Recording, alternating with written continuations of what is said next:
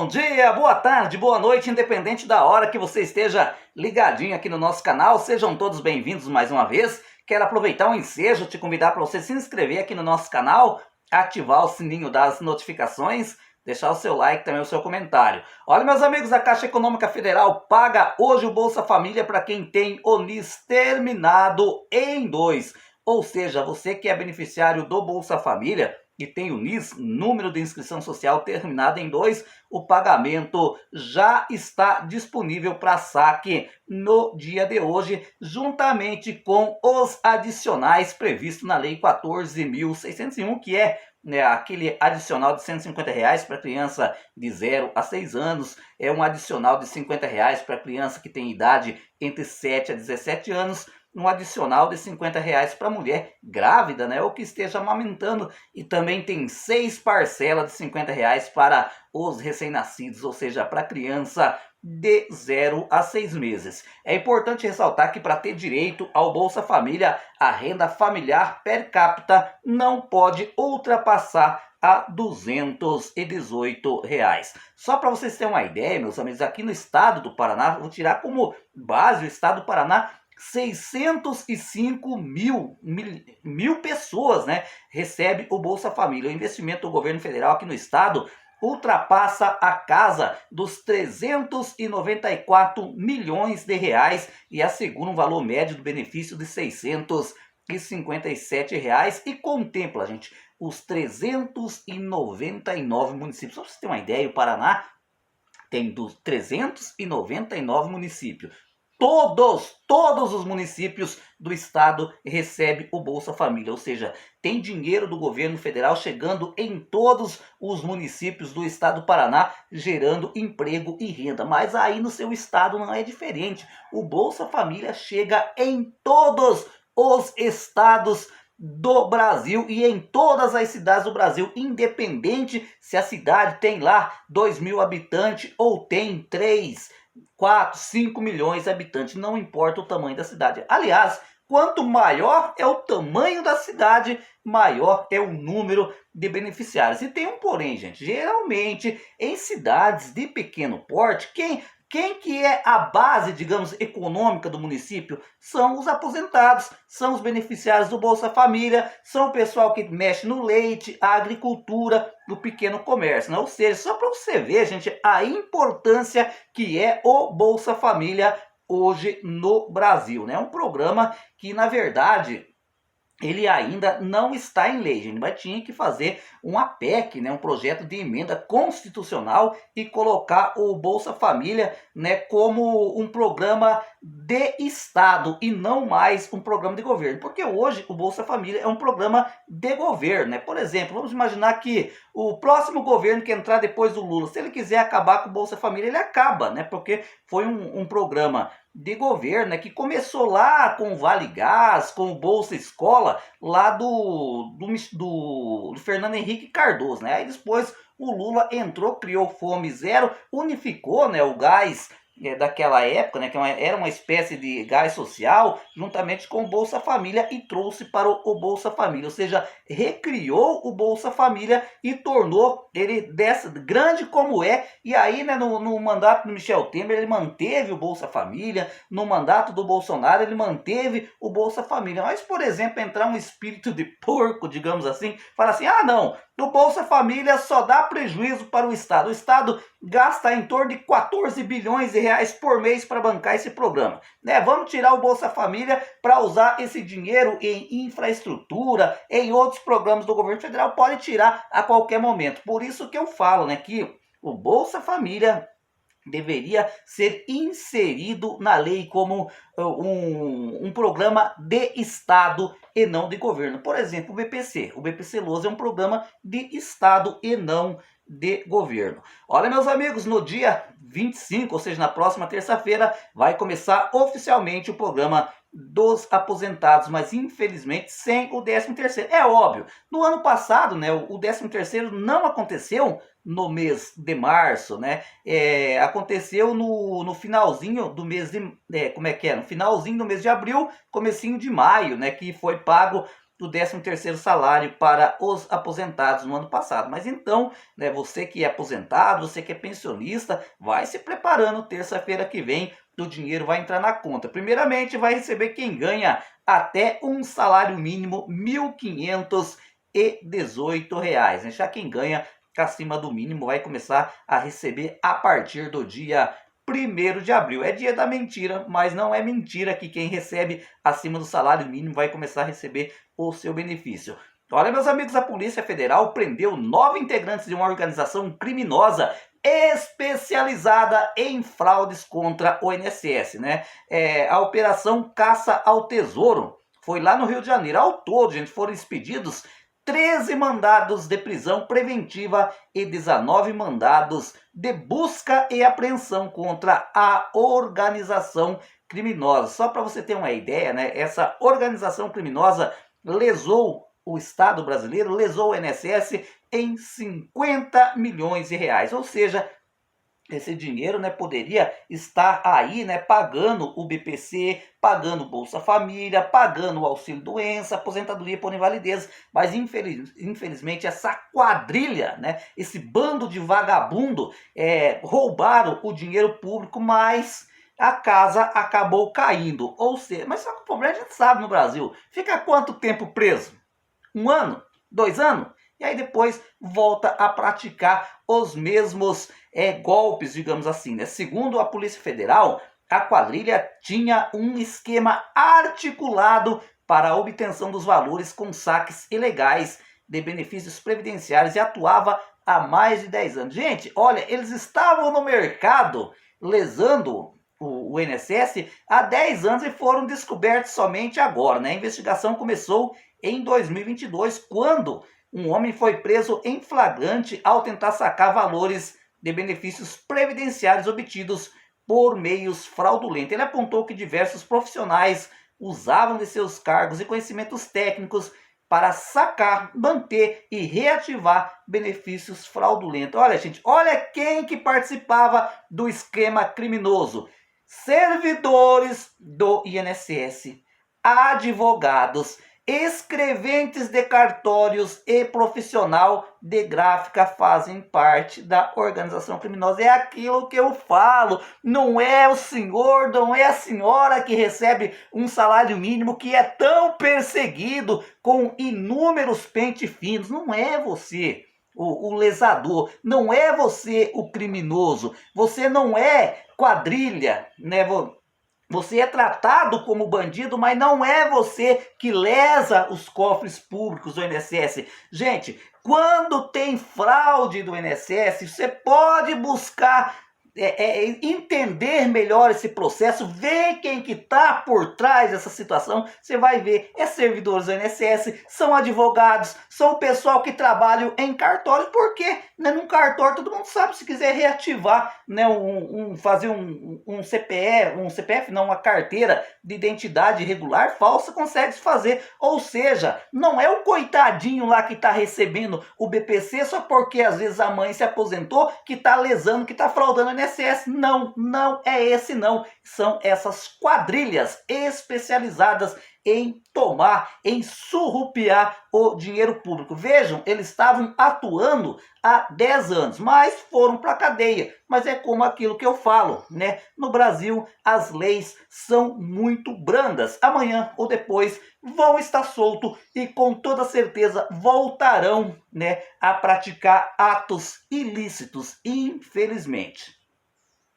Olha, meus amigos, depois de muitas idas e vindas, a Comissão Mista do Orçamento marcou mais uma vez a votação da proposta agora para a próxima sexta-feira. Era para ser votado ontem, daí depois veio para poderia acontecer no dia de hoje, quarta-feira, mas de novo, gente, foi adiada para frente, ou seja, para sexta-feira, dia 21/3, às 10 horas. A análise do relatório em plenário. No entanto, pode ficar para abril. O que vai acontecer, gente? Na sexta-feira vão ler o relatório sobre o orçamento, o que mudou, o que não mudou, só isso. Mas realmente a votação no plenário para destravar a grana pode ficar só para o mês de abril. O motivo é que o presidente do Senado e o presidente da Câmara dos Deputados, ou seja, o Davi Alcolumbre e o Hugo Mota, vão viajar com o presidente Lula lá para o Japão e, consequentemente,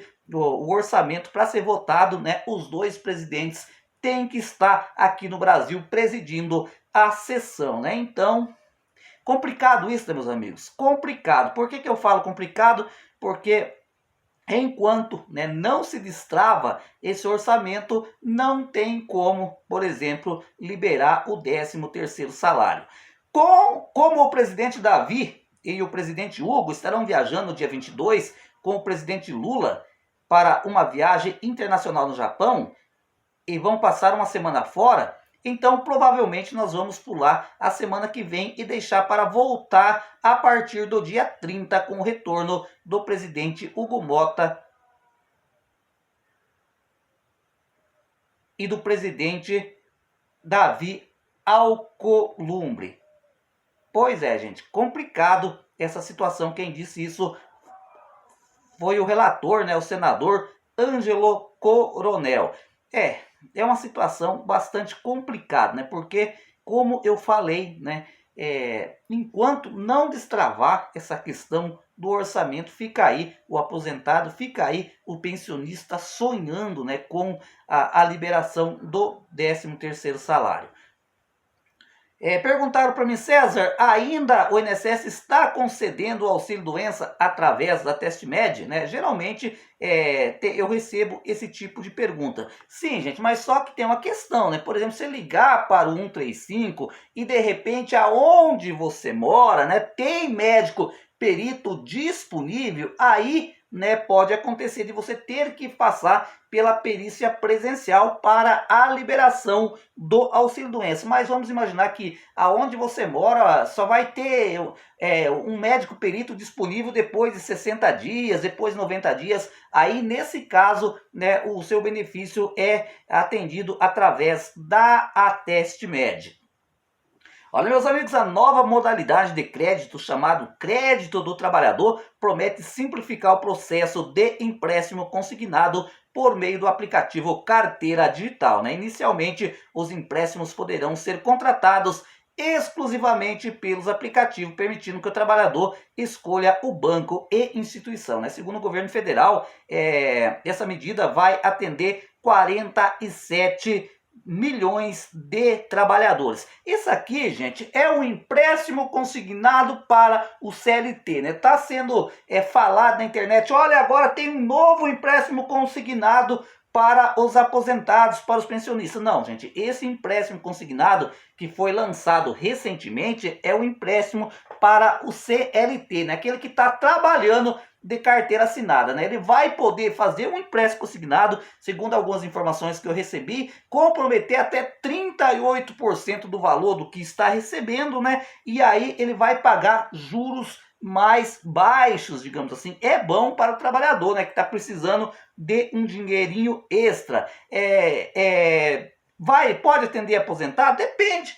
Depende, por exemplo, um aposentado que ainda segue na ativa trabalhando de carteira registrada, né? Ele tem a opção de fazer o empréstimo consignado pelo INSS ou então pela CLT, né? Agora, gente, a questão como eu falei, né? O governo pretende beneficiar 47 milhões de trabalhadores e o povo vai procurar dinheiro porque o povo literalmente está apertado. Só que no meu modo de pensar, né, vai acabar endividando ainda mais o trabalhador, né? Só para você ter uma ideia, gente, aqui, né, eu vou dar um exemplo para ilustrar a situação. Quando a minha mãe se aposentou, ela se aposentou com 55 anos, né? Quando ela fez 56 anos, ela fez um empréstimo consignado. Eu não me lembro nem qual é o valor do empréstimo consignado que ela fez. Sabe quando que ela vai acabar de pagar esse empréstimo consignado? Esse mês de abril, esse mês de março, ela...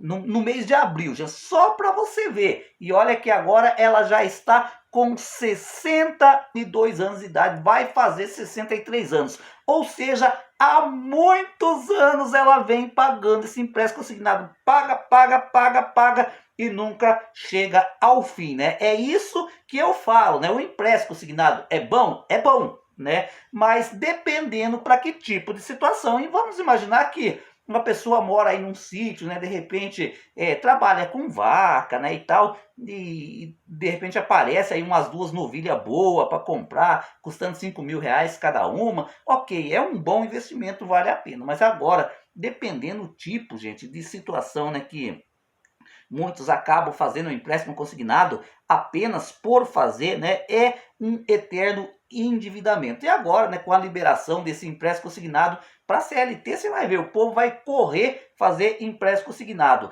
É aquilo que eu sempre digo aqui no canal: o empréstimo consignado ele desaperta no hoje, no agora, no exato momento, mas ele te aperta lá para frente. Esse é um pensamento que eu tenho. César, mas você é contra o empréstimo consignado? De jeito nenhum, sou favorável, mas tem que, digamos assim, empreste com moderação, né? Pense muito bem antes de fazer um empréstimo consignado.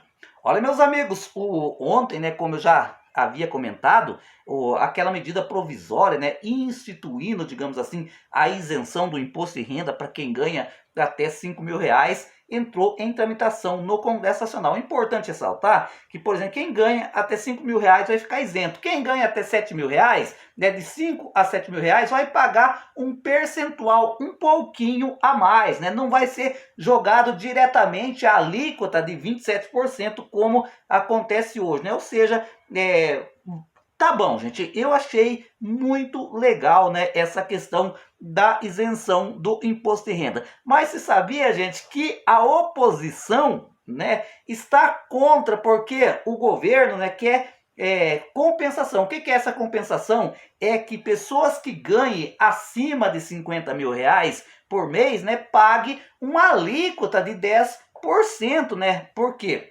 O governo vai deixar de arrecadar 27 bilhões de reais por ano, né? E aí o governo quer uma espécie de taxar, né, os super salários, né? Quem ganha super bem, e a oposição tá contra, meus amigos. Acha que não deve taxar quem ganha muito. Pois é, gente. É uma situação complicada no Brasil, né? O dia, gente, que o Brasil, os parlamentares, digamos assim, entender que eles estão a serviço do Brasil e não do governo que saiu ou que ficou, vai ser outra situação. Eu lembro, gente, aqui às vezes eu recebo muitas críticas lá no meu Instagram. A pessoa fala assim: ah, você é puxa-saco do Lula. E também recebia muito isso quando eu estava lá era um mandato do Bolsonaro. Muita gente vinha lá no meu Instagram me xingar que eu era puxa-saco do Bolsonaro. É que tem coisas que eu não concordo, gente. Eu não concordo. Porque eu lembro quando o PT estava na oposição,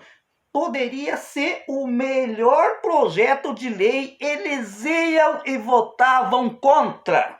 Podia fazer negociação, o governo podia ceder, mas eles até participavam ali da negociação e tudo, mas só que chegava na hora, votava contra. E o mesmo está acontecendo com o pessoal do Bolsonaro, né? A oposição é a mesma situação. Mesmo que seja bom para o país, eles acabam votando contra. Gente, eu acho que isso é errado, né?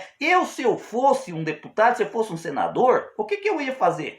Nossa, esse projeto, se eu fosse a oposição, né? E mesmo que eu não gostasse do governo, poxa, mas olha, esse aqui vai ajudar a população brasileira. Eu ia e votava a favor. Agora, e mesmo se eu fosse governo, gente, se eu fosse governo, por exemplo, eu visse um projeto de lei que ia penalizar a população, que seria bom para o governo e ruim para o povo, eu votava contra, pode ter certeza. Vejam só, né, por exemplo, a Mara Gabrilli está na base de apoio do presidente Lula, né? Só aqui é um exemplo claro para você entender aonde eu quero chegar, né? Lembra aquele projeto de lei que endureceu as regras do PPC? Pois é, ela votou contra o presidente Lula. E já, né, o senador Paulo Paim, que é um senador, né, que é um dos caras mais respeitados pela luta pela pessoa com deficiência,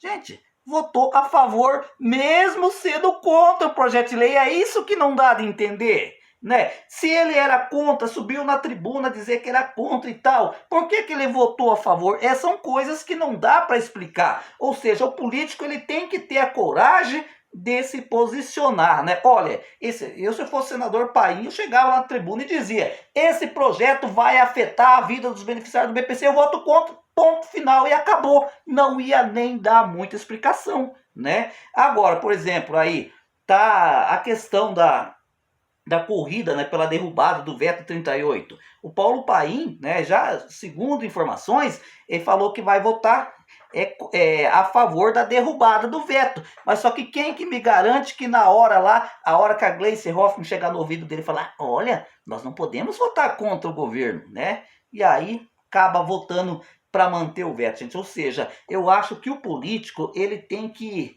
acima de qualquer coisa, olhar o país e não, gente, olhar o governo, né? Porque governo passa, gente, o país fica, né? O que é bom para o povo, mesmo que seja oposição, né, vota favorável. Agora, aquilo que vai contra o país, vota contra e bota a boca no trombone. Mas, infelizmente, gente, eu já percebi. O Congresso Nacional hoje, ele só tem uma coisa em mente. O projeto da anistia, o projeto da anistia, o projeto da anistia. Eles não estão nem aí mais para as outras pautas do país, né? O governo criticar, a base do governo criticar o projeto da anistia. E a oposição, anistia, anistia, anistia. Ou seja, é esse projeto que está pautando o Congresso Nacional. E outros temas de relevância para a população brasileira vai ficando de lado, basta ver aí o orçamento, porque todo mundo que quer subir na tribuna do Senado ou da Câmara dos Deputados, infelizmente é só falar dessa praga de anistia, anistia, anistia, anistia, enquanto a população vulnerável, enquanto a população carente está aí pelo Brasil afora sofrendo, né? Então eu acho que os nossos parlamentares deviam colocar um pouquinho de consciência, né? Pensar pelas pessoas que sofrem pelo Brasil afora e largar de olhar somente para os seus próprios rabos, né? Só olhar aquilo que vão beneficiá-los lá no poder. Os que já estão, né, fazem de tudo para ficar. E os que saíram em 2022, né, estão fazendo até o impossível para tentar voltar. Infelizmente, a política, né, gente, e muitas vezes ela é sórdida, ela é suja, né? Essa que é a grande realidade.